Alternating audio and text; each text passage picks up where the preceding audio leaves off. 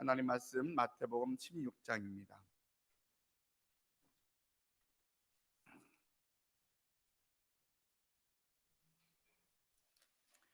마태복음 16장 13절 말씀부터 20절에 있는 말씀을 제가 봉독합니다.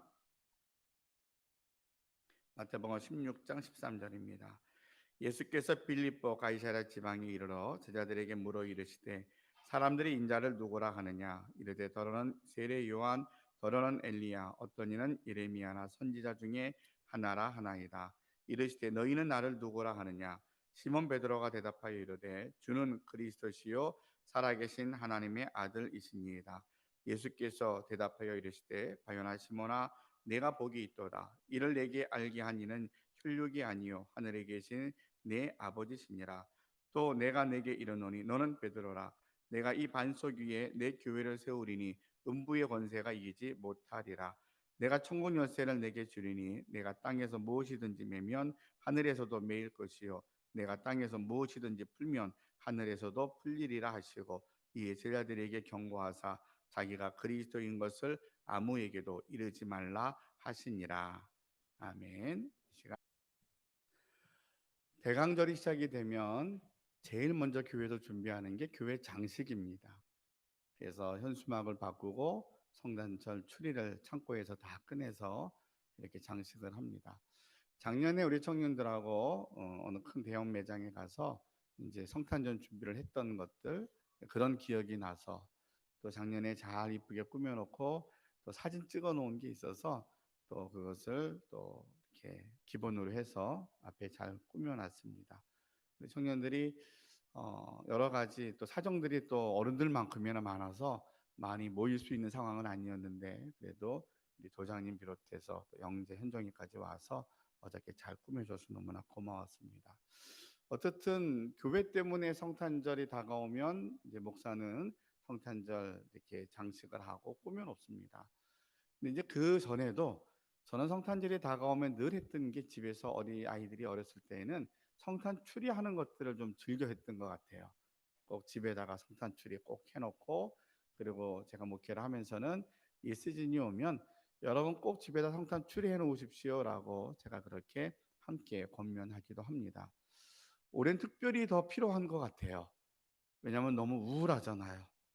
뭐 뉴스나 모든 정보들이 뭐 이제 표현이 맞는지 모르지만 정말 하늘과 땅을 왔다 갔다 막 하는 것처럼 어떨 때는 완전히 막 절망 속에 빠지다가도 또 어떨 때는 백신이 나오고 치료제가 나왔다 그러면 조금 더 희망적이기도 하고 막 이렇게 감정이 너를 띄듯 하니까 마음이 조금 여리거나 이런 분들은 이렇게 밑으로 깔아앉았을 때에 이게 회복이 안 되면 계속 그 상태로 가야 되거든요. 그러니까 우리가 다른 때는 잘 그런 인위적으로 할 수 있는 상황이 아니더라도 우리가 이제 대강절이 시작됐으니까 여러분 가정이나 개인적으로도 성탄절에 대한 분위기를 우리가 좀 인위적으로 만들어서라도 이 코로나를 우리가 밝은 성탄의 분위기로 바꿨으면 좋겠다라는 그런 마음이 많이 듭니다.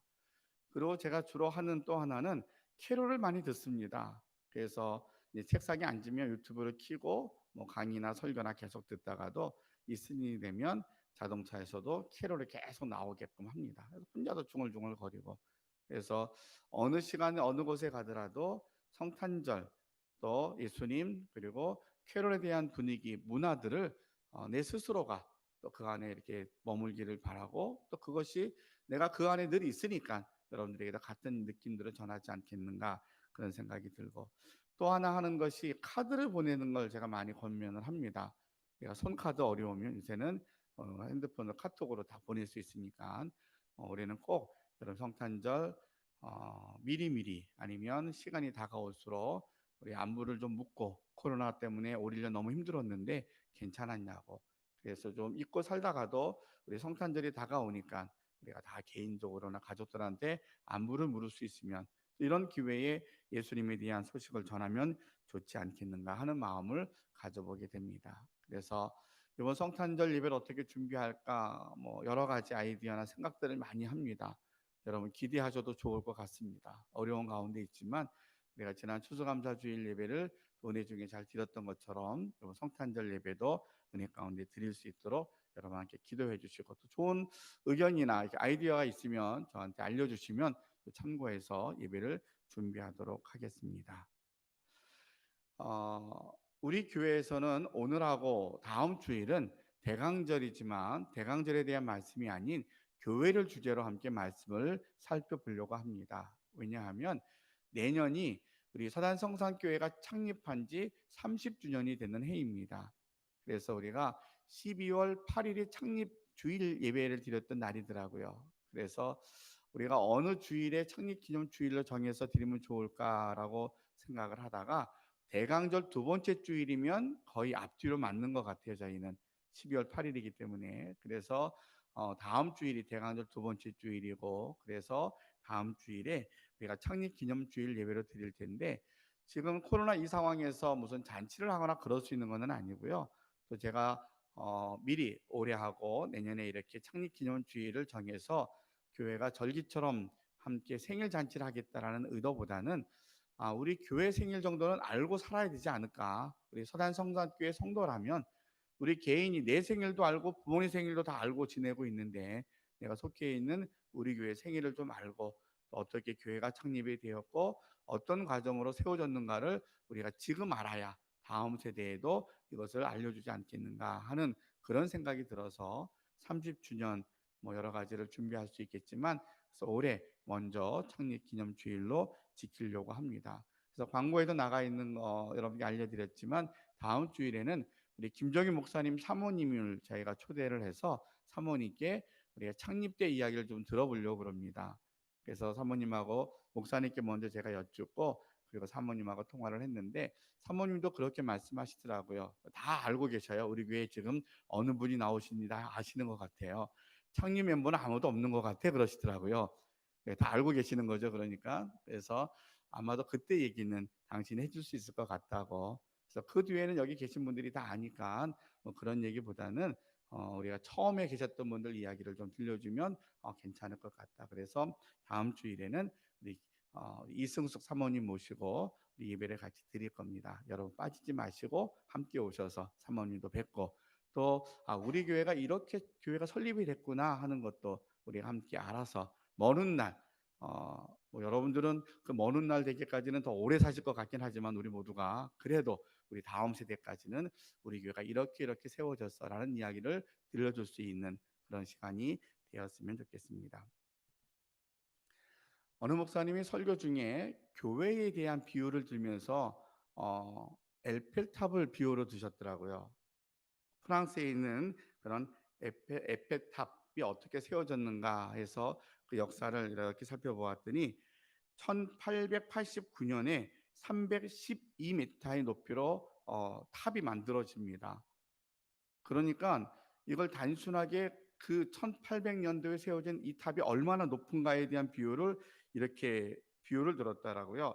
1930년 뉴욕에 320m의 큰 빌딩이 세워지기 전까지는 전 세계에서 가장 높은 건물이었던 거예요.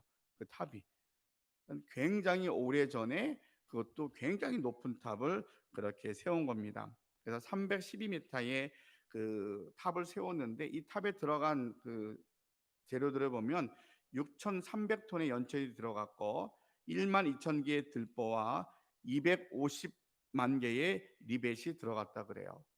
그러니까 상상만 하더라도 어마어마한 규모의 그런 탑이 세워진 거죠.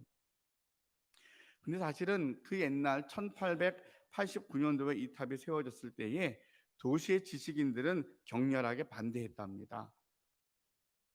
지금 높은 건물들도 없는데 그 높은 탑이 세워지면 이 도시의 경관을 해칠 수 있다고 생각을 해서 아주 심하게 반대를 했고, 어떤 예술인들은 이 탑이 보이지 않는 곳으로 이동하는, 탑 보는 거 싫다는 거죠. 그래서 그렇게 본인들이 이사 가기도 했고, 어떤 작가는 이 탑이 보이지 않는 유일한 곳은 바로 탑 위에 식당일 것이라고 조롱하듯이 그렇게 이야기하는 사람도 있었다고 합니다. 여러 가지 에피소드가 있는데, 그 중에 하나는 1909년에는 해체될 위기가 있기도 하였고, 그리고 1925년부터 1936년까지는 전기 광고판으로 사용되기도 했대요. 그 탑 자체가. 그리고 그 탑에서 약 350명 이상이 자살하는 기록도 있고, 그리고 그 탑에 대한 여러 가지 이름이 미운 오리 새끼, 심지어는 촛불, 오만한 철새공, 뭐 이런 이름들도 붙여지는 시대가 있었다고 합니다. 자, 그런데 지금의 에펠탑을 생각을 하면 세계에서 가장 유명한 탑이 되어서 도시의 아름다움을 자랑하는 상징이 되었습니다. 그러니까 그 옛날에 그 어마어마한 탑을 세웠을 때에는 심한 반대도 있었고, 그 짧지 않은 세월 동안에 많은 일들과 사건들이 있었음에도 불구하고 지금에는 전 세계 사람들이 가보고 싶은 그러한 어떠한 상징물이 되었다라고 설명을 하면서, 이 목사님의 그 탑에 가서, 실제로 저는 못 가봤어요. 근데 그 탑에 가서 이 설명을 들으면서 당신이 언뜻 스쳐 지나간 생각이, 아, 교회가 그렇구나라는 생각이 들었다는 거예요. 교회가 그랬구나. 역사를 통해 수많은 핍박과 비판을 겪으면서 교회는 지금까지 살아서 가장 많은 사람들이 모여서 가장 많은 일들을 하고 있는, 그래서 가장 아름다운 곳으로 현재 빛나고 있는 교회 모습이 아마 지금의 에펠탑과 같지 않는가라는 그러한 비유의 이야기를 들려줍니다. 그러면서 이제 이분이 설명한 것 중에 하나가, 이 큰 탑이 세워질 수 있는 그 이유가 어디 있었는가 봤더니, 이 탑은 지하에 약 12m의 그 땅을 파고 들어가서 기초를 세웠답니다. 얼마나 깊이 기초를 박은 거예요. 12m의 기초를, 땅을 파서 기초를 세우고, 그리고 300m가 넘는 탑을 세울 수 있었다라는 그런 설명입니다. 자, 교회는 어떻게 해서 이렇게 2000년이 넘도록 교회가 무너지지 않고 유럽부터 시작하여서 미국 쪽으로, 그리고 다시 아시아권으로, 지금은 우리 한국을 중심으로 한 이러한 교회가 성장해서 주님의 재림을 기다리는 교회로 아름답게 빛날 수 있었을까라고 이야기를 했더니, 오늘 본문에 나와 있는 말씀처럼 본문의 18절에 보니까, 또 내가 내게 이르노니 너는 베드로라, 내가 이 반석 위에 내 교회를 세우리니 음부의 권세가 이기지 못하리라. 예, 예수님께서 많은 사람들이 나를 누구라고 하느냐라고 물었을 때에 제자들의 반응은 어, 선지자라고 말하기도 하고, 그리고 예레미야라고 말하기도 하고, 엘리야라고 말하기도 합니다. 그랬더니, 그러면 너희는 나를 누구라 하느냐라고 물었을 때에 베드로가 당당하게 말합니다. 주는 그리스도시요 살아계신 하나님의 아들이십니다. 예수님이 아마도 예상하지 못했던 것 같아요. 너무 좋으셔서 베드로야, 시몬아, 이것은 내가 한 게 아니라 내 아버지께서 내게 알려주시는 거야. 그러면서 시몬아, 지금부터 너는 베드로라고 그래. 베드로의 뜻은 반석이거든요. 그러면서 반석 위에 내 교회를 세울 거야 라고 예수님께서 베드로에게 말씀을 해주십니다. 그래서 교회를 이야기할 때 이 본문의 이야기를 많이 들려줍니다. 교회는 반석 위에 세워진 것이다. 그래서 이스라엘 사람들에게 반석의 의미는 아주 사막 가운데 바람이 불고 심하게 어려운 상황이 되면 피할 수 있는 곳이 반석이거든요. 기초가 튼튼한 거죠.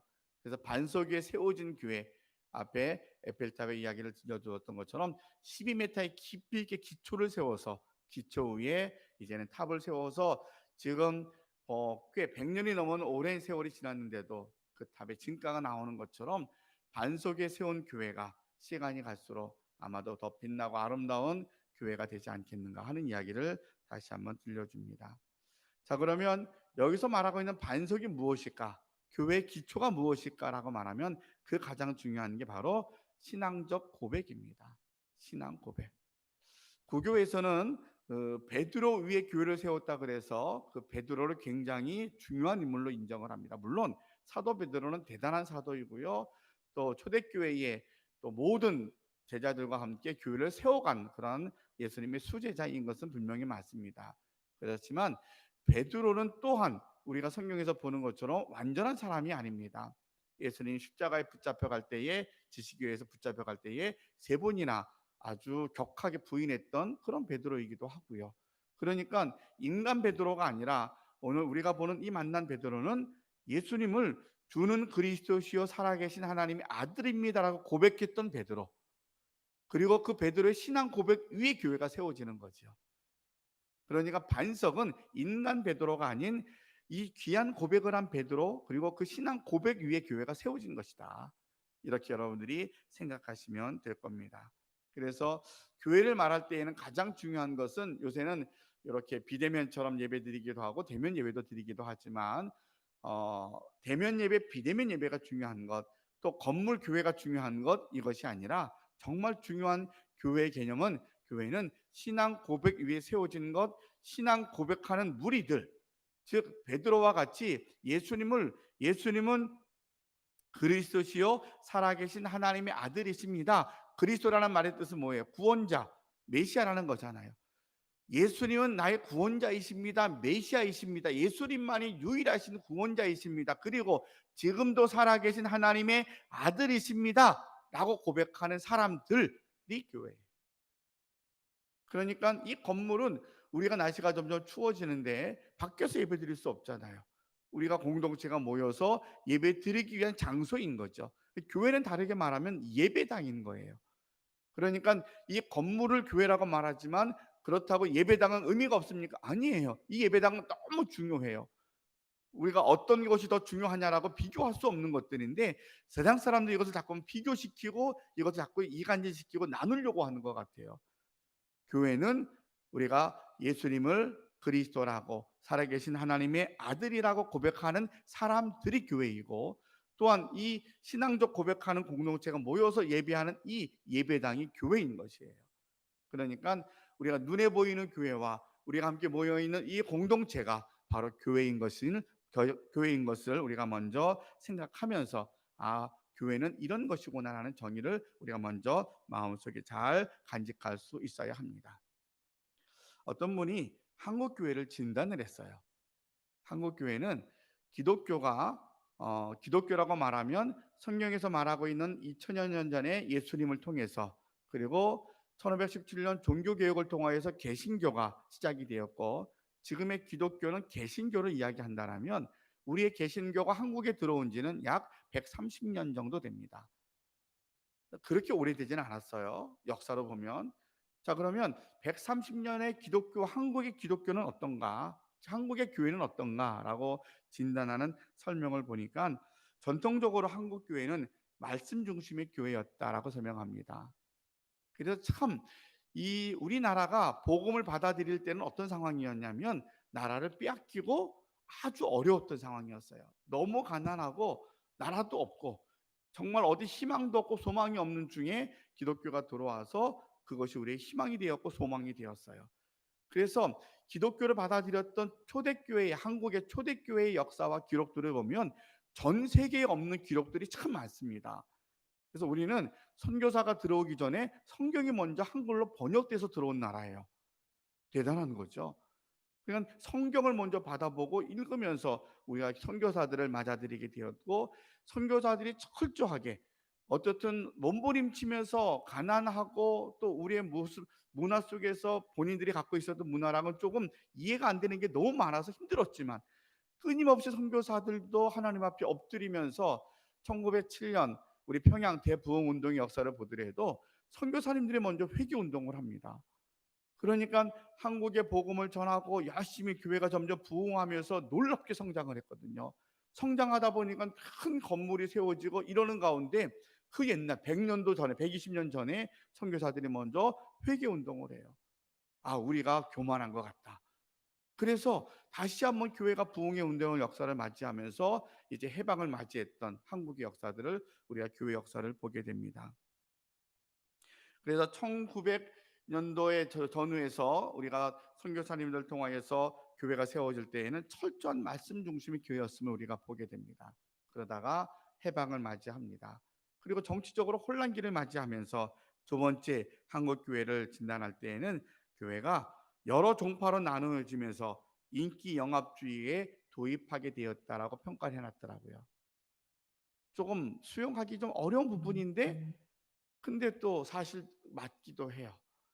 그러니까 긍정적인 면은 많은 교단이 만들어졌어요. 물론 외국에서 들어온 선교사님들도 장로교 들어오고 침례교도 들어오고 다른 감리교도 들어왔지만, 그 가운데서도 가장 대표적인 아픈 역사는 장로교가 나누어지기 시작을 합니다.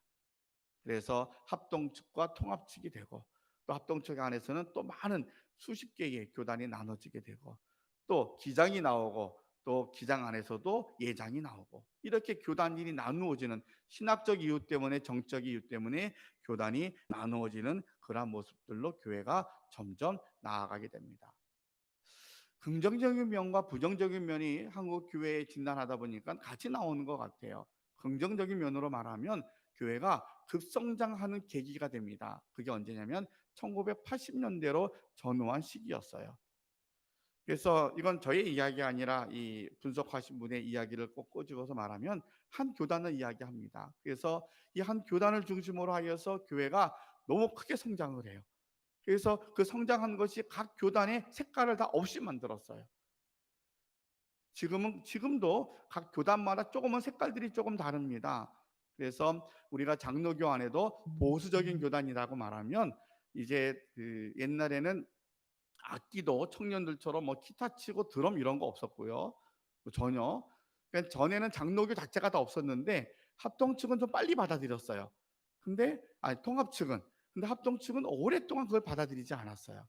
그래서 아주 보수적인 교단들은 이런 세상적인 악기들은 전혀 뭐 받아들이지 않고, 예배 드릴 때 아멘하는 소리도 못하게 하는 분들도 많았어요.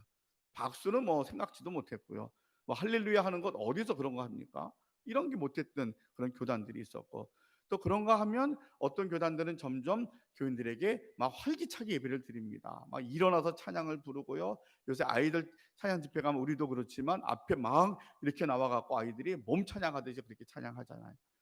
그러니까 이것이 교단의 각 색깔이 있었고 특징이 있었던 것들이 80년대, 90년대에 들어오면서 교회가 급성장하면서, 그러다 보니까 교단의 색깔이 없어지고 다 성장 중심이 되어져 버렸어요.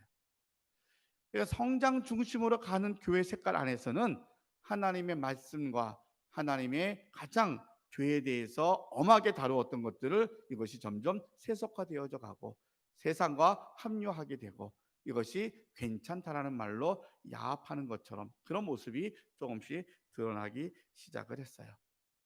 그것을 이제 각 교단이 이제는 인기 영합주의로 교회가 점점 흘러갔다라고 진단을 했더라고요. 여러분 쭉 들어보시니까 어떠세요? 맞는 모습도 있는 것 같죠. 그러니까 긍정적인 모습으로 보면 어떻든 교회가 무섭게 성장을 했어요. 전 세계 유례가 없어요. 이렇게 교회가 빨리 성장한 유례는 전 세계에 찾아볼 수 없을 만큼 수적으로 굉장히 많이 성장을 해서 1900년도에는 약 우리 국민의 25%, 1000만 명이 넘는 사람들이 예수를 믿는다 그랬어요. 종교학적으로 25%가 넘으면 그것은 그 나라의 그 종교가 다 이렇게 모든 영향력을 준다라고 말하거든요. 그 정도까지 갔었어요. 근데 그것이 점점 꺾이기 시작을 해서 지금은 우리가 실제로 통계상으로 보면 약 600만도 되지 않는다 그래요. 크리스찬들이. 그때에 비해서 반도 안 된 거죠. 그만큼 많이 실제로 교회는 많은데 성도의 숫자는 많이 줄어들었던 그런 상황입니다. 또 하나를, 이제 그분은 한국 교회를 진단을 하면서 교회가 성장하고 은퇴하시는 분이 나오면서 또 하나 나왔던 것들이 어느 때부터인가 교회가 사유화되는 현상이 있었다라고 조금 지적을 하더라고요. 참 조심스러워요. 목사인 저도 이것은 참 어려운 얘기인데, 근데 이 부분들을 세상이 계속 공격을 하잖아요. 지적을 하잖아요. 근데 이것을 우리가 부인할 수 없는 상황이 되어버린 거예요. 교회는 하나님의 교회고 예수님이 주인 되셔야 되고, 목회자들은 내가 섬기는 동안만 내가 이 교회 목회자이고, 교회를 떠나면 나는 이 교회 목회자가 아닌 것이 가장 기본적인 마음이 되어야 하는데, 언제부터인가 우리는 그것을 계속 붙잡고 있는 거죠. 너무 과해서 안타까운 것 중에 하나가, 우리 교회는, 이제 우리 교회도 좀 얘기를 할 텐데, 어, 80년대, 90년대 넘어오면서 가난할 때였고, 그러다 보니까 교회들은 어떤 제도가 만들어졌냐면 원로 목사님이라는 제도가 만들어졌었어요. 그래서 한 교회 법적으로 20년이 되면 그 교회가 원로 목사님으로 예우를 해드립니다. 그러면 은퇴를 하셔도 그분의 생활비를 70%씩 대주고, 이게 다 이 총회 법으로는 그렇게 다 돼 있어요. 그런데 형평에 따라 맞지 않잖아요.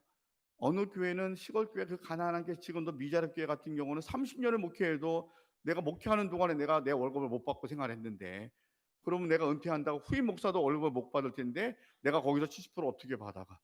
이런 여러 가지 이제 모순된 부분이 있다 보니까 큰 교회, 능력이 되는 교회들은 당연한 것으로 법을 따라 그걸 하는데, 이제 그러다 보니까 교회에 갈등이 되기도 하고 교회가 형평에 맞지도 않고 이런 문제들이 많이 파급되는 현상이 됐습니다. 근데 이것이 왜 그런가 가만히 저도 이 자료를 보면서 들여다보니까 우리의 100년의 역사 가운데 80년대 그 시기에 교회가 급성장하면서 결국 그 결과물로 나온 한 모습인 것 같아요. 그러니까 의도한 거라든가 또 그런 목사님들이 누가 특별하게 잘못한 것보다는 쭉 그런 줄 알고 해서 형편이 되니까 이렇게 했는데, 조금 전체를 보다 보니까 아, 이것은 또 조금 다른 문제가 있구나라는 것도 알게 된 거죠. 자, 그래서 이러한 교회가 지금의 교회는 어떨까라고 생각을 하면 전 세계가 코로나19로 인하여서 멈춰버렸고, 또 우리 대한민국 같은 경우에는 특별히 우리 코로나19 시대를 맞이하면서 유독 많이 교회가 조금 공격도 받고, 그래서 우리가 젊은 세대들이 점점 줄어들고 위기를 맞이한 그런 시대가 지금의 한국 교회의 모습이 아닌가 이렇게 진단을 해봅니다. 여러분, 그러면 우리 교회는 어떤 것 같아요? 우리 교회는, 저는 우리 교회는 그런 모습으로 생각을 해봤습니다. 앞에 은퇴하신 목사님 말씀을 드렸는데, 여러분이 아시는 것처럼 김종희 목사님은 26년 동안 우리 교회를 개척해서 세우신 분이에요. 그러니까 교회 안에서는 당연히 원로 목사님으로 추대받아야 마땅하신 분이셨어요. 그리고 노예 가도 20년 동안 노예 가면 공로 목사님이 됩니다. 그래서 노예 회의록을 보게 되면 공로 목사님, 은퇴 목사님 자리가 달라요. 그것은 조금 긍정적인 모습은 아, 이분이 한 교회에서 노예 20년 동안 수고하셨구나라는 것을 알려드리는 자료가 될 것이고, 또 그렇지 않으면 그런 이제 긍정적인 모습이 있는 거죠. 근데 김정희 목사님은 그거 싫다고, 나는 그런 거에 대해서 사실은 조금 불편한 마음이 있었던 것 같아요. 그래서 나는 그거 안 한다. 그래서 저희 교회에서도 은퇴 목사님을 원로 목사님으로 추대받는 것 본인이 거절하셔서 저희들이 그렇게 하지 않으셨어요. 또 여러분들은 우리 교회 성도님 대부분이 우리 서산 성산교회에서 신앙생활하고 여기서 자라신 분들이 대부분이셔요. 그러니까 다른 교회에서 은퇴 목사님, 원로 목사님 어떻게 추대하는지를, 우리가 어떻게 하는지를 잘 모르셨을 것 같아요. 그러니까 성도들이 막 모여서 아닙니다, 하셔야 됩니다, 뭐 이럴 수 있는 상황도 아니었던 거죠. 그래서 어쨌든 목사님이 당신이 은퇴 준비를 잘 하셔서 당신이 계획하신 대로 교회가 형편에 맞게끔 이렇게 은퇴식을 하셨고요. 그래서 은퇴식도 안 하신다 그랬어요 원래는. 근데 제 기억에는 3년 반 전에. 그래서 또 저는 제가 목회를 배웠던 것들이 조금 이렇게 뭐라 그럴까, 규모가 있다 그러나요? 이런 교회에서 목회를 쭉 배웠던 거라 또 당연시했던 생각들이 있었거든요. 그래서 아니라고, 은퇴식 하셔야 됩니다. 그래서 작지만 저희끼리 조그맣게 은퇴식을 하고, 또 선교사 파송하실 때에도 저희들끼리 파송 예배 드렸던 것이 생각이 납니다. 26년 동안 교회를 개척하고 세워서 당신이 정말 온 힘을 다해서 성도들에게 전하고 싶었던 메시지가 무엇이었을까? 그리고 은퇴하시면서 목사님이 우리에게, 후임 목사인 저에게 주시고자 하셨던 마음은 무엇이었을까라는 생각을 해봅니다. 그러니까 한국 교회를 이렇게 쭉 역사로 진단을 해보면서 우리 교회는 그러면, 그런 가운데 우리 교회는 이라는 물음 앞에 여러분 이렇게 앉은 곳에 왼쪽을 보시면 현수막이 붙어 있어요. 예, 내가 죽고 내 안에 예수님이 사시게 하자. 예, 여러분 무지하게 많이 들었던 얘기죠. 예, 목사님이 아마도 은퇴 전후에 그 젊었을 때랑은 좀 다르게 쭉 목회하시면서 마무리하실 당시에, 그리고 다리 다치셔서 당신 병원에 계시고 이렇게 마무리하는 그 시점에 더 크게 많이 와닿던 메시지가, 아, 내가 죽어야 된다. 끝까지 내가 죽어서 내 안에 그리스도가 살아야만이 그의 이 땅에서 진정으로 하나님의 백성으로 살아갈 수 있다. 근데 이것이 어느 한순간에 되는 게 아니라 우리는 주님 앞에 가는 날까지 저게 기도 제목인 거죠. 우리가 힘든 거, 내가 마음이 상한 거, 아니면 내가 시험에 들었던 거, 많은 것들을 우리가 다시 그것들 볼 때에 어떻게 봐야 되느냐? 저 말씀으로 봐야 된다는 거죠. 너 때문이야, 무엇 때문이야가 아니라 내가 죽어야 돼. 내가 죽어야 내 안에 그리스도가 저것을 다 감당할 수 있어라는 말씀으로 끊임없이 아마도 지금도 캄보디아에서 열심히 저 말씀을 전하고 있고, 또 하나는 이제 성령의 기름 부으심에 대해서 우리가 성령으로 온전하게 체험되어지고 붙잡힌 바 되어야 한다는 그러한 간절한 당신의 체험으로 우리 성도들에게 많이 강조하고 또 지금도 그 은혜를 함께 여러분들이 갖고 계시리라고 생각이 되어집니다. 그래서 저는 지금까지도 목사님이 그렇게 강조하셨던 부분에 대해서 신학적으로나 목회적으로 다 동의하고 또 그 말씀을 붙잡고 가야 되겠다는 생각을 많이 합니다. 그러면서 또 한편으로는 저의 신앙적 경험에서는 저는 어렸을 때부터 기도원에서 자랐던 이야기 또 영적으로 체험했던 이야기를 함께 나누면서 제가 짧지 않은 시간 동안 성령 받고 체험했던 분들의 삶을 통해서 여러분께 함께 나누고 싶은 것은 우리가 조금은 균형이 있었으면 좋겠다. 그래서 김 목사님을 통해서 교회가 세워진 어떤 목회적 그러한 어떠한 철학 그리고 은퇴 이후에 은퇴하시기 전에 우리에게 주었던 이 말씀들을 우리가 귀하게 여기면서 근데 이것이 우리가 조금 더 많은 사람들에게 영향력을 주고 신앙의 선한 기능을 감당하기 위해서는 우리는 열매 맺는 성령 충만한 삶이 되어야 한다. 결국은 내가 은혜 받고 내가 신비한 자리에 머무는 게 아니라 우리가 그 신비한 은혜를 받고 난 이후의 것들은 삶의 열매로 나타나는 거다. 그래서 변화산의 이야기를 제가 잘 드립니다. 변화산에 예수님과 함께 제자들이 갔는데 예수님의 얼굴이 변화가 된 거예요. 베드로가 넘어 예수님 여기다가 초막 짓고 우리가 사십시다. 어디 가지 마. 여기 너무 좋습니다. 그래서 예수님이 아니야 내려가야 된다라고 말씀하시잖아요. 교회는 지금은 모이는 걸 어렵게 하지만 그래서 모이는 걸 강조하지만 우리가 모이는 이유는 흩어지기 위한 거예요. 교회는 모여서 성도들이 교인들이 교회가 모여서 하나님께 신령과 진정으로 예배를 드리고 예배 드리면 우리가 은혜를 받고 능력 받으면 우리는 뭐 해야 되냐면 타락한 세상으로 가는 거예요. 예수 믿지 않는 사람들에게 가는 거예요. 희망이 없는 그들에게 가는 거예요. 썩어서 냄새 나는 그곳에 가는 거예요. 그곳에 가서 우리가 내가 희생하고 내가 죽어서 그들을 살리는 것이 우리에게 주어진 사명이라는 거예요. 우리끼리 모여서 우리만 신비한 곳에만 머물러 있으면 조금 죄송한 표현이지만 개모임하는 거랑 다른 게 뭐가 있어요? 동창회 하는 거랑 다른 게 뭐가 있어요? 세상 사람들도 자기가 좋은 곳에서는 해외여행 동창 개모임 하니까 잘 모이더라고요. 뭐 좋아하는 게 있으니까. 내가 1년 뒤에 유럽 여행 갈 것 때문에 사람들이 모여서 열심히 돈 모으더라고요. 천국에 가는 것이 너무 좋아서 우리끼리 모여서 매일 좋다고만 하면 하나님이 원하시는 게 그거겠냐고요. 그게 아니고 교회는 모이는 목적은 흩어지기 위한 거예요. 근데 요새 우리가 마음이 아파하는 게 흩어지는 교회로서의 역할을 잘 못하니까 우리가 다시 모여야 된다는 거예요. 왜냐하면 뭔가 열매가 안 되면 뭔가 방향이 틀렸으면 처음 출발점으로 와서 우리를 재점검하고 다시 그 길로 가야 되잖아요. 잘못된 길로 가고 있는데 그냥 에이 어떻게 되겠지라고 생각한다면 어떻게 안 되거든요. 그러니까 우리의 원래 목적은 흩어지기 위해서 교회가 모이는 것이야. 그래서 교회는 모여서 신령과 진정으로 예배드림으로 성령의 충만함을 힘입고 그 은혜 받고 난 다음에 우리가 그 은혜를 내가 말이 바뀌고 삶이 바뀌고 습관이 바뀌고 그래서 내 옆에 있는 사람들에게 당신 좀 달라진 것 같아. 당신 왜 그래? 나 교회 다녀. 나 예수님 성령 충만함 받았어. 이 얘기를 듣는 것은 교회가 아닌 세상이 돼야 돼요.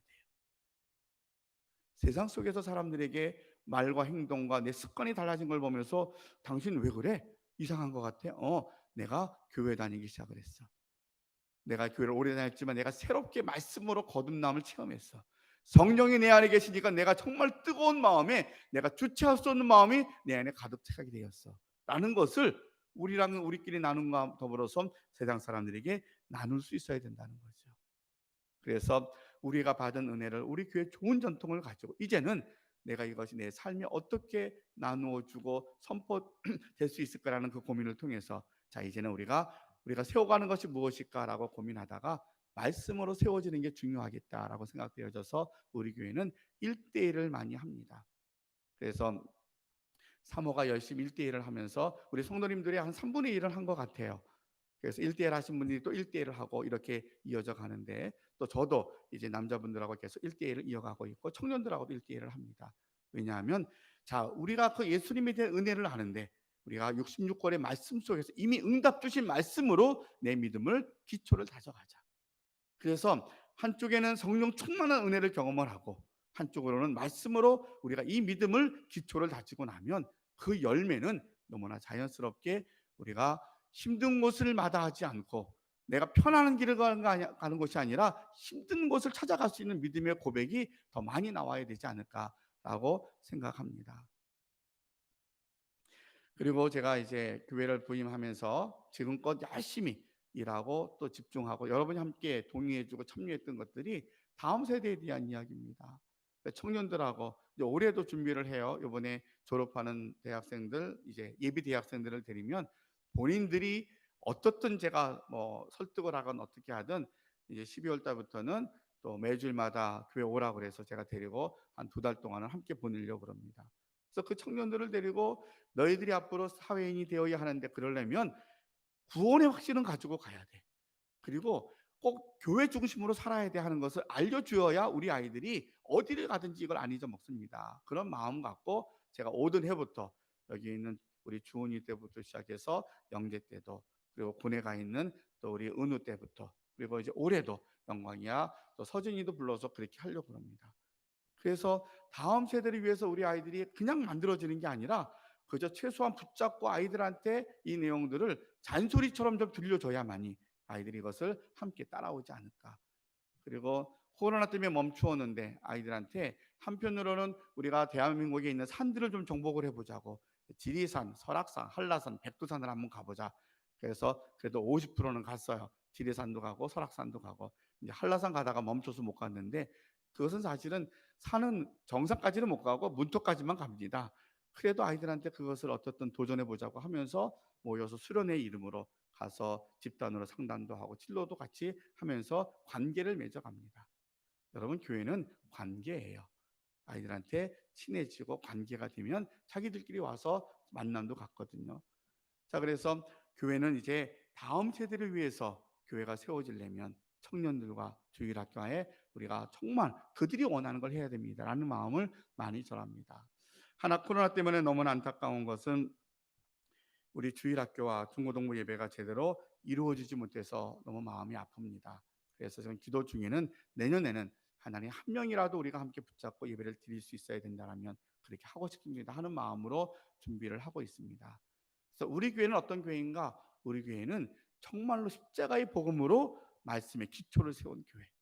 그리고 이 복음의 은혜가 말씀의 기초를 세워서 균형을 잡는 교회.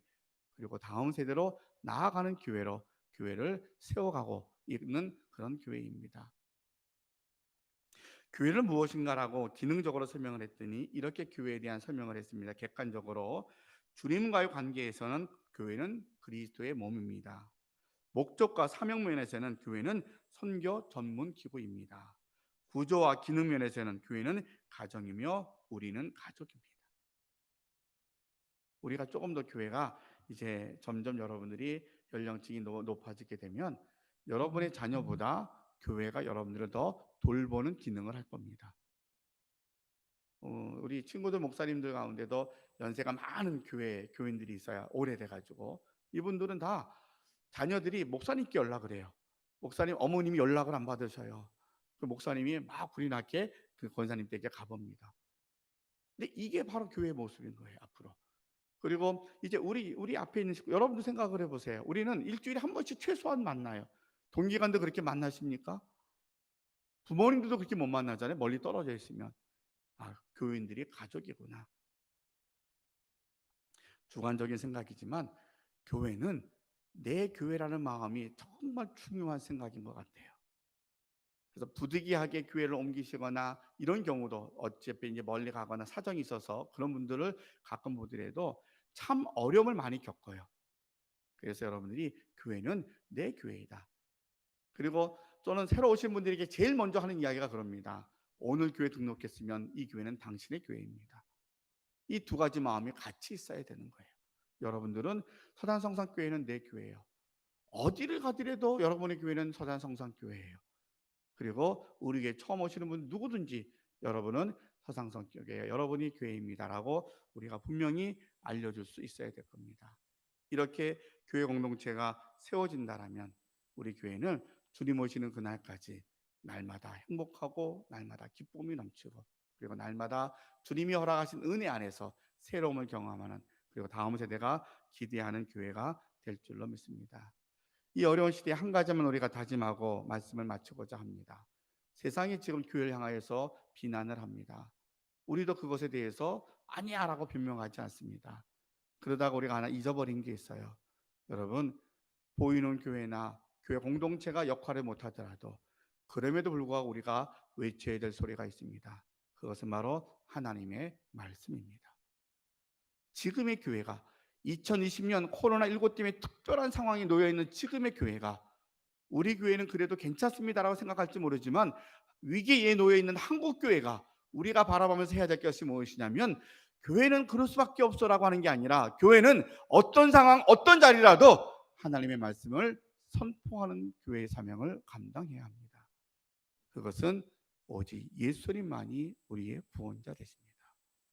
하나님만이 이 모든 역사를 주관하시는 분이십니다라고, 하나님은 살아계시고 하나님만이 모든 것을 주관하시는 유일하신 분이십니다라고 우리 세상을 향하여서 선포할 수 있어야 합니다. 교회된 우리 모든 성도님들에게 이 마음을 꼭 간직하고, 이 어려운 때에 우리 서단성산교회에서 한 식구 된 게 너무 감사하고, 이젠 우리가 남은 생애 동안 사명을 따라 살아가는 날 동안 다음 세대가 기대가 되어서 여러분들이 일구어가고 여러분들이 땀과 눈물과 헌신을 통하여서 세워진 이 교회가 앞으로도 더 큰 사명을 감당할 수 있는 교회가 되도록 우리가 꿈꾸고 기대하면서 우리가 기쁨으로 나아가는 우리 모든 성도님들 다 되시기를 주님의 이름으로 축원합니다. 기도하겠습니다. 사랑의 아버지 하나님, 감사합니다. 위기 시대를 살아가고 있지만 그럼에도 우리에게 서단성산교회를 허락하여 주시고 지난 29년 동안 지켜주시고 오늘 이 자리에 저희들 머물게 하심에 너무너무 감사합니다.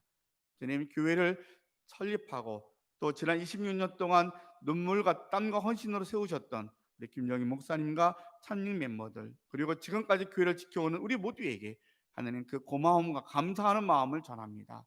하나님 그 사랑과 그 정신을 우리가 이어서 하나님 이제는 더 온전하게 세워져가는 교회가 되게 하여 주옵시고, 이제는 우리 교회를 통해 수많은 사람들이 이 교회는 구원의 방주입니다, 피난처입니다, 이 교회만이 유일한 구원의 산성입니다라고 우리가 외칠 수 있고, 이곳에 들어오는 누구라도 성령의 뜰만 밟아도 주님을 만나는 역사, 구원의 역사, 회복되는 역사를 경험할 수 있는 우리 교회가 되게 하여 주시옵소서. 주님, 우리가 약하지만 우리의 힘과 우리의 능력을 기대하는 것이 아니라 우리는 주님의 손에 붙잡힌 바 된 교회가 되어서 하나님이 하시고자 하시는 놀라운 일에 순종함으로 귀하게 쓰임받는 교회가 되게 하시고, 우리 서단성산교회에 속해 있는 모든 믿음의 권속들이 한 사람도 이 어려운 때를 살고 있지만 실족되거나 좌절하거나 낙심하지 않고 모두가 다 믿음의 가정, 믿음 안에서 승리하며 행복을 누리는 주의 가정들이, 주의 백성들이 다 되게 하여 주시옵소서. 예수님의 이름으로 기도하옵나이다. 아멘. 찬송